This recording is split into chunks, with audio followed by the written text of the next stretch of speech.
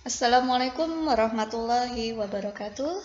Bagaimana kabar anak-anak hari ini? Semoga masih dalam keadaan sehat. Pada kesempatan kali ini kita akan membahas mengenai upaya mempertahankan kemerdekaan Republik Indonesia.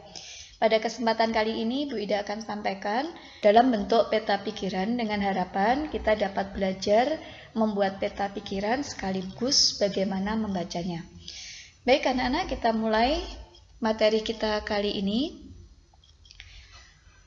Ya, seperti yang kita tahu bahwa negara kita memproklamasikan kemerdekaannya pada tanggal 17 Agustus dan mendapat pengakuan dari negara luar pada tanggal 18 Agustus.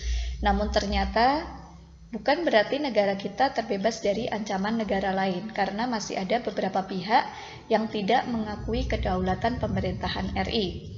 Maka para pejuang kita dan rakyat bekerja sama untuk mempertahankan kemerdekaan dengan dua cara, yaitu secara pertempuran fisik dan juga dengan cara diplomasi atau perundingan. Beberapa pertempuran antara lain pertempuran Surabaya, pertempuran Ambarawa, pertempuran Medan Area, pertempuran Bandung Lautan Api, dan juga agresi militer Belanda. Sedangkan secara diplomasi antara lain perundingan Linggarjati, perundingan Renville, perjanjian Romproyen, dan juga konferensi meja bundar. Baik, kita mulai. Yang pertama, pertempuran Surabaya. Pertempuran Surabaya ini diawali pada tanggal 25 Oktober 1945. Sekutu yang diboncengi Nika mendarat di Tanjung Perak. Tentara sekutu di bawah pimpinan Brigadir Jenderal Malabi melancarkan hasutan sehingga menimbulkan kekacauan di Surabaya. Hal tersebut menimbulkan bentrokan antara rakyat Surabaya dengan pasukan sekutu. Pada tanggal 28 Oktober hingga 31 Oktober terjadilah pertempuran yang sangat hebat, sehingga pada saat itu tentara sekutu mengalami kekalahan dan terdesak. Kemudian mereka mengusulkan gencatan senjata.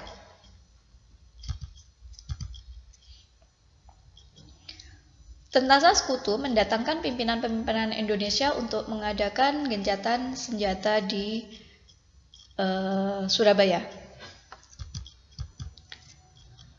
Namun, tentara sekutu tidak menghormati hasil gencatan tersebut dan terjadilah sebuah insiden dengan rakyat Surabaya yang pada saat itu terjadi suatu insiden penting, yaitu terbunuhnya Brigadir Jenderal Malabi, pimpinannya sekutu.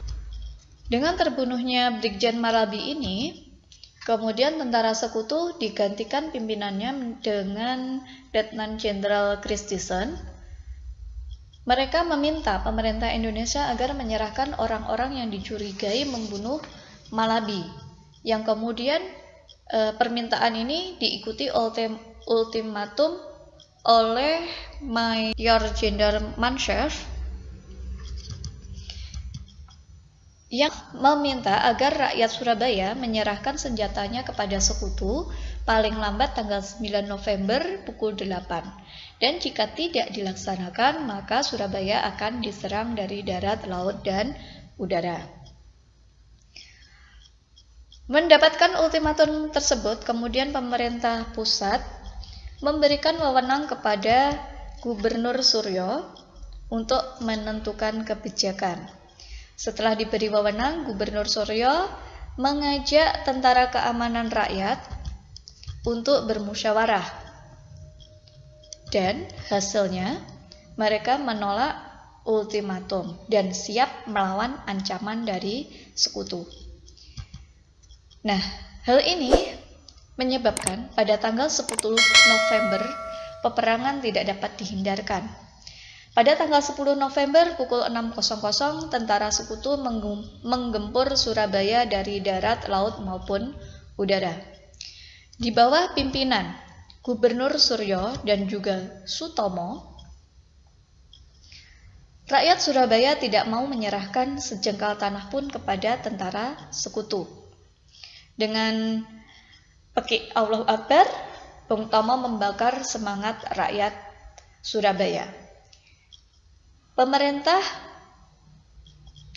kemudian menjadikan tanggal 10 November ini untuk mengenang kejadian tersebut menetapkan sebagai Hari Pahlawan.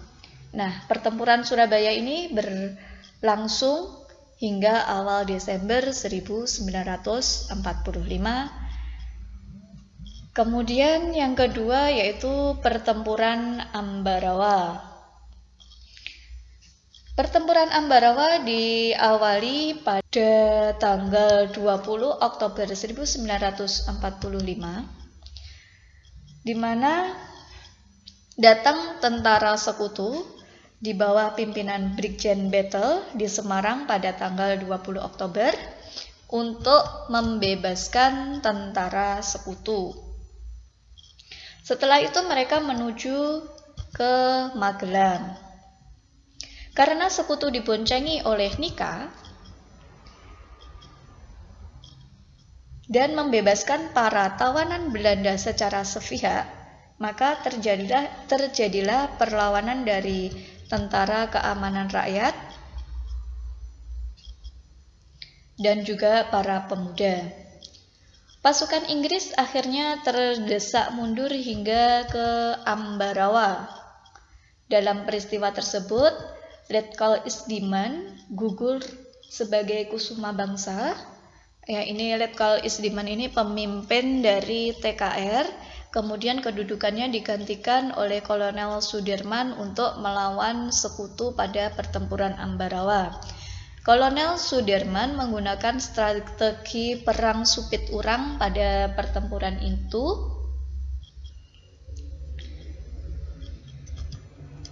Nah, ini Sudirman.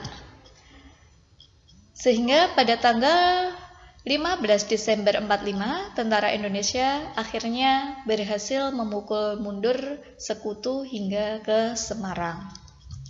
Berkat jasa dari Sudirman ini, maka Sudirman diangkat menjadi Panglima Besar TKR dengan pangkat jenderal. Dan pada tanggal 15 Desember untuk mengenang peristiwa pertempuran Ambarawa, maka diperingati sebagai Hari Angkatan Darat atau Hari Infanteri. Pertempuran yang ketiga yaitu pertempuran Medan Area. Namanya pertempuran Medan Area, maka berada di wilayah Medan. Diawali dengan kedatangan sekutu pimpinan Kelly yang diboncengi oleh Nika yang mendarat di Medan pada tanggal 9 Oktober 1945.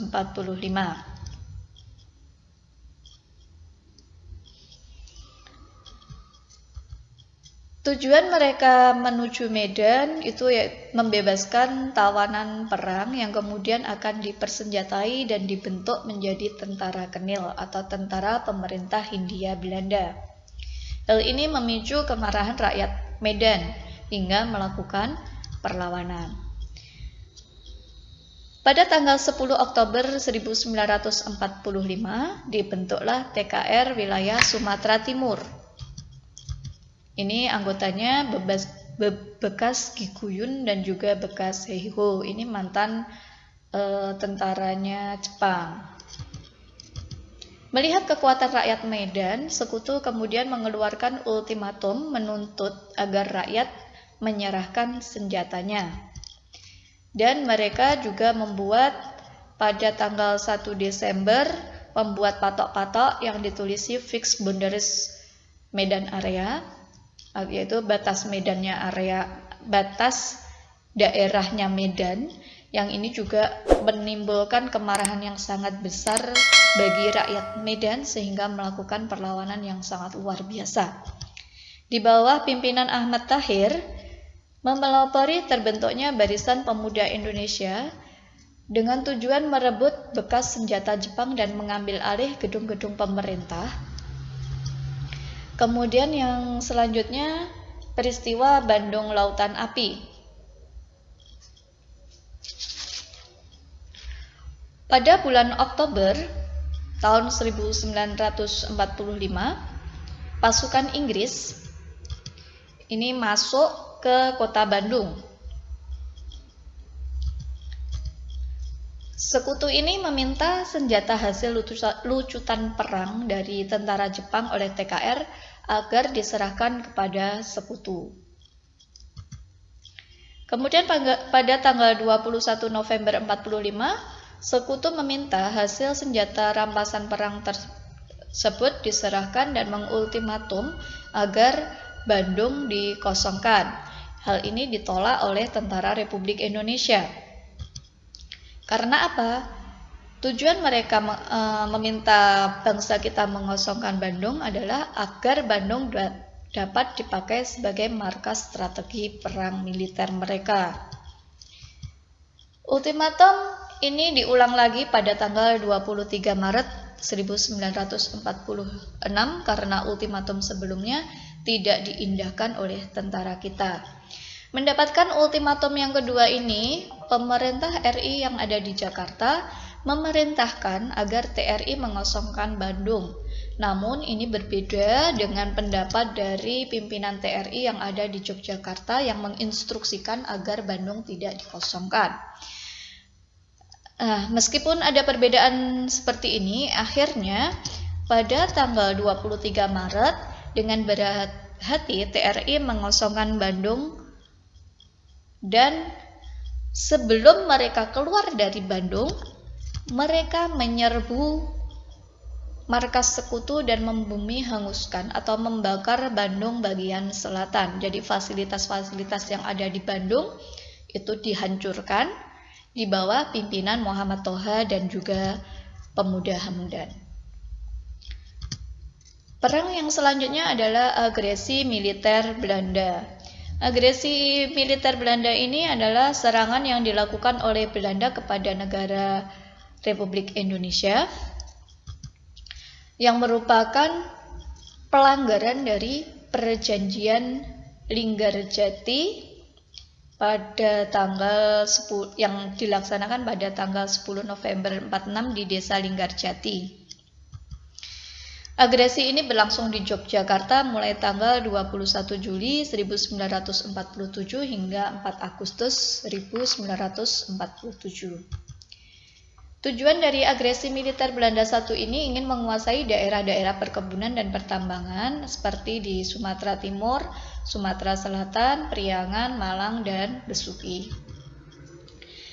Melihat hal ini, kemudian PBB menengahi pertikaian ini dengan membentuk KTN, yaitu Komisi Perdamaian, yang beranggotakan 3 negara, yaitu Australia, Belgia, dan Amerika Serikat. Perang yang selanjutnya adalah agresi militer Belanda kedua. Pada tanggal 19 Desember 1948, Belanda ingin menghapus pemerintahan RI dengan menduduki kota penting di Pulau Jawa. Saat itu pemerintahan Indonesia, ibu kotanya berada di wilayah Yogyakarta. Mereka melancarkan agresi militer Belanda yang kedua dan menangkap pejabat penting seperti Soekarno, Hatta, dan beberapa pejabat yang lainnya. Melihat hal ini, tentara Indonesia di bawah pimpinan Jenderal Sudirman melakukan perang gerilya dan berjuang dengan semboyan sekali merdeka tetap merdeka. Mereka tidak mau memberikan kemerdekaan yang sudah susah payah kita capai kepada negara luar kembali. Nah, agresi militer Belanda kedua ini menimbulkan protes yang keras dari anggota-anggota PBB, sehingga pada tanggal 24 Januari 1949, PBB melakukan sidang dan memerintahkan Belanda agar menghentikan agresinya. Belanda meninggalkan Yogyakarta dan membebaskan presiden, wakil presiden, dan juga pejabat yang ditawan. Nah, perjuangan selanjutnya melalui jalur diplomasi. Yang pertama, perundingan Linggarjati. Namanya perundingan Linggarjati. Perundingan ini antara pemerintah Belanda dan Indonesia yang terjadi pada tanggal 10 November 1946 berada di Linggarjati, Kabupaten Kuningan, Jawa Barat. Tokoh yang mewakili yaitu Lord Kilon dari Inggris ini sebagai penengah, kemudian wakil Indonesia dipimpin oleh Sultan Syahrir, Mohrom, Susanto, Tirtoprojo, dan Akagani. Kemudian wakilnya Belanda dipimpin oleh Schermerhorn, De Boer, dan Van Poel. Pada perundingan ini menghasilkan kesepakatan pada tanggal 15 Maret 1947 dan ditandatangani kedua belah pihak secara sah pada tanggal 25 Maret 1947 dengan hasil yang pertama, Belanda mengakui wilayah RI secara de facto itu meliputi Jawa, Madura, dan Sumatera. Jadi wilayah yang diakui oleh Belanda, negara RI itu hanya 3 pulau ini saja.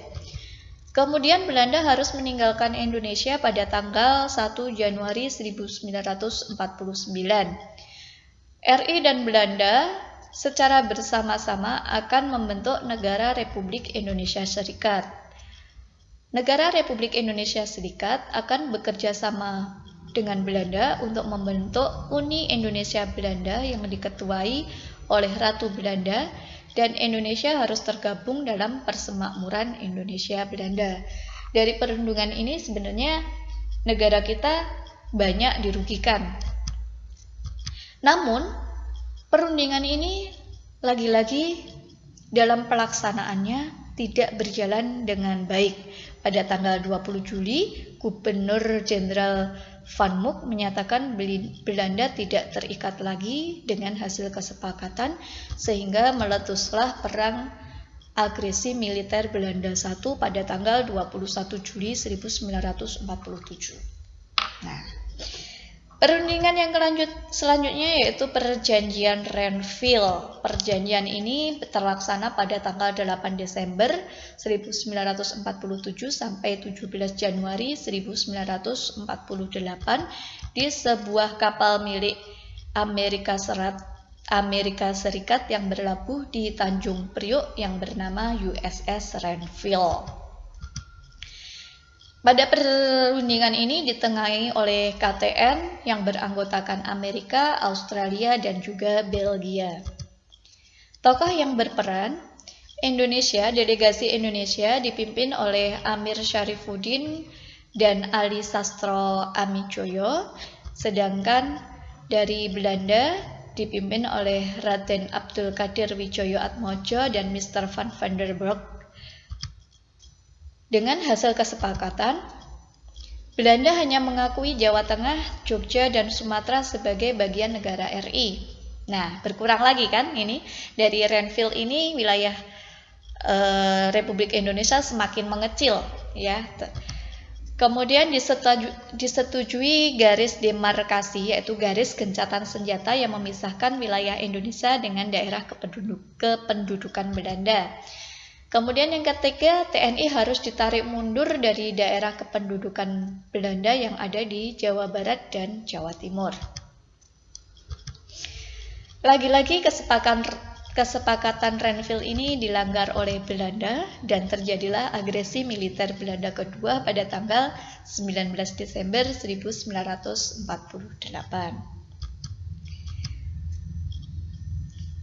Jalur diplomasi yang selanjutnya yaitu Perjanjian Romroyen. Ini suasana perundingan Romroyennya ya. Perjanjian ini dimulai tanggal 14 April 1949 dan disepakati pada tanggal 7 Mei 1949. Tokoh yang terlibat yaitu Mr. Muhammad Rom, Dr. Muhammad Hatta, Sri Sultan Hamengkubuwono IX sebagai perwakilan dari delegasi Indonesia, dan Dr. Van Rooyen, pimpinan dari delegasi Belanda. Perjanjian Romroyen ini menghasilkan yang pertama, Angkatan Bersenjata Indonesia akan menghentikan semua aktivitas gerilyanya Yang kedua, pemerintah RI akan menghadiri konferensi meja bundar. Dan yang ketiga, pemerintahan RI akan dikembalikan lagi ke Yogyakarta. Dan keempat, Angkatan Bersenjata Belanda akan menghentikan semua operasi militer dan membebaskan semua tawanan perangnya. Jadi perjanjian Romroyan ini, pada perjanjian ini menyepakati akan ada perundingan lanjutan yang bernama Konferensi Meja Bundar. Pada tanggal 22 Juni 1949 di luar perundingan diadakan pertemuan kembali yang menghasilkan kedaulatan akan diserahkan kepada Indonesia secara utuh dan tanpa syarat sesuai dengan perjanjian Renville yang sudah terlaksana pada tahun 1949. Belanda dan Indonesia akan mendirikan sebuah persekutuan dengan dasar sukarela dan persamaan hak. Hindia Belanda akan menyerahkan semua hak, kekuasaan, dan kewajiban kepada Indonesia. Perundingan selanjutnya yaitu Konferensi Meja Bundar. Ini merupakan perundingan yang sudah disepakati akan dilaksanakan sebelumnya pada perundingan Romroyan kemarin. Konferensi Meja Bundar ini merupakan pertemuan antara perwakilan Indonesia dengan BFO, Majelis Permusyawaratan Federal, yang dilaksanakan di Den Haag, Belanda. Dimulai pada tanggal 22 Agustus 1949 dan resmi ditutup tanggal 2 November 1949 dan menghasilkan beberapa dokumen seperti Piagam Kedaulatan, Statuta Persatuan, Kesepakatan Ekonomi, Kesepakatan terkait urusan sosial dan militer. Hasil dari Konferensi Meja Bundar adalah Belanda mengakui kedaulatan Republik Indonesia Serikat pada paling lambat akhir Desember 1949. Negara Republik Indonesia Serikat harus membayar utang Hindia Belanda sejak tahun 1942. Republik Indonesia Serikat dan Belanda akan membentuk Uni Indonesia Belanda dengan Ratu Belanda sebagai ketuanya. Yang keempat, masalah Irian Barat akan ditunda 1 tahun setelah pengakuan kedaulatan. Yang kelima, pasukan Belanda, Koninkrijleger dan Koninkrijt Militer akan dipulangkan, sedangkan bekas anggota Kenil diperbolehkan menjadi Angkatan Perang Angkatan Perang RIS, jadi Republik Indonesia Serikat.